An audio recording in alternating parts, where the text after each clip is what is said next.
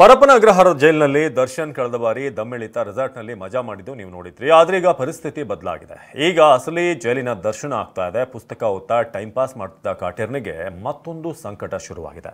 ಅತ್ತ ರಮ್ಯಾಗೆ ಅಶ್ಲೀಲ ಪೋಸ್ಟ್ ಮಾಡಿದ್ದ ದಚ್ಚು ಫ್ಯಾನ್ಸ್ ಅರೆಸ್ಟ್ ಆಗಿದ್ದಾರೆ.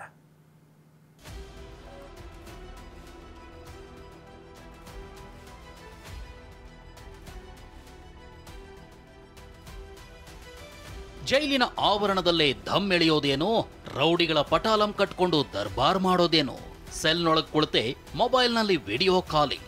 ಇದು ಕಳೆದ ವರ್ಷ ಪರಪ್ಪನ ಅಗ್ರಹಾರ ಜೈಲಿನಲ್ಲಿ ದರ್ಶನ್ ಮಾಡಿದ್ದ ಅವಾಂತರಗಳು.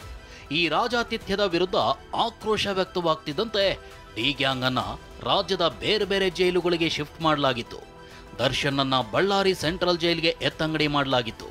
ಆದ್ರೀಗ ಮತ್ತೆ ಪರಪ್ಪನ ಅಗ್ರಹಾರ ಜೈಲು ಸೇರಿರೋ ದರ್ಶನ್ಗೆ ಬಳ್ಳಾರಿ ಜೈಲೇ ಗಟ್ಟಿಯಾಗೋ ಲಕ್ಷಣಗಳು ಕಾಣಿಸ್ತಿವೆ. ಬಳ್ಳಾರಿ ಜೈಲಿಗೆ ದರ್ಶನ್ ಸ್ಥಳಾಂತರಕ್ಕೆ ಅರ್ಜಿ, ವಿಚಾರಣೆ ಮುಂದೂಡಿಕೆ.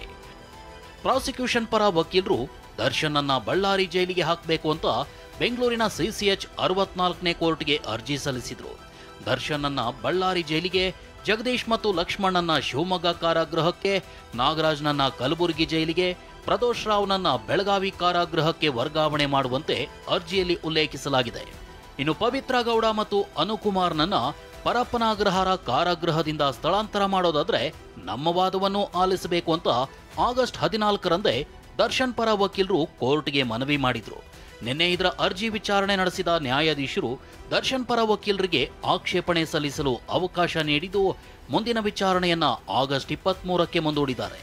ದರ್ಶನ್ ಮತ್ತೆ ಬಳ್ಳಾರಿ ಸೆಂಟ್ರಲ್ ಜೈಲಿಗೆ ಶಿಫ್ಟ್ ಆದ್ರೆ ಬಾಂಡ್ಲೆಯಿಂದ ಬೆಂಕಿಗೆ ಬಿದ್ದಂತಾಗಲಿದೆ. ಹೀಗಾಗಿ ಜೈಲಿನಲ್ಲಿರೋ ಕಾಟೇರನಿಗೆ ಮತ್ತೆ ಬಿಪಿ ಹೆಚ್ಚಾಗತೊಡಗಿದೆ. ದರ್ಶನ್ ಭೇಟಿಯಾದ ಪತ್ನಿ, ಪವಿತ್ರ ಭೇಟಿಯಾದ ತಾಯಿ. ವಿಜಯಲಕ್ಷ್ಮಿ ಅವರು ಪರಪ್ಪನ ಅಗ್ರಹಾರ ಕಾರಾಗೃಹಕ್ಕೆ ನಿನ್ನೆ ಸಂಜೆ ಭೇಟಿ ನೀಡಿ ಪತಿ ದರ್ಶನ್ ಅವರ ಆರೋಗ್ಯ ವಿಚಾರಿಸಿದ್ರು. ಮುಂದಿನ ಕಾನೂನು ಹೋರಾಟದ ಚರ್ಚೆ ನಡೆಸಿದ್ರು ಎನ್ನಲಾಗಿದೆ.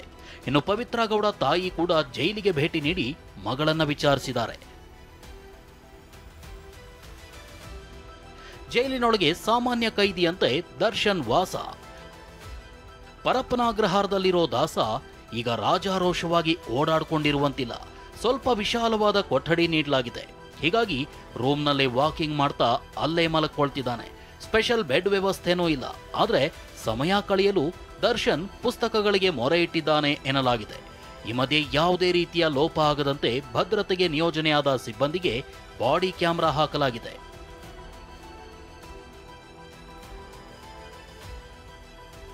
ರಮ್ಯಾಗೆ ಅಶ್ಲೀಲ ಸಂದೇಶ ಕೇಸ್, ಮತ್ತಿಬ್ಬರು ದರ್ಶನ್ ಫ್ಯಾನ್ಸ್ ಅರೆಸ್ಟ್.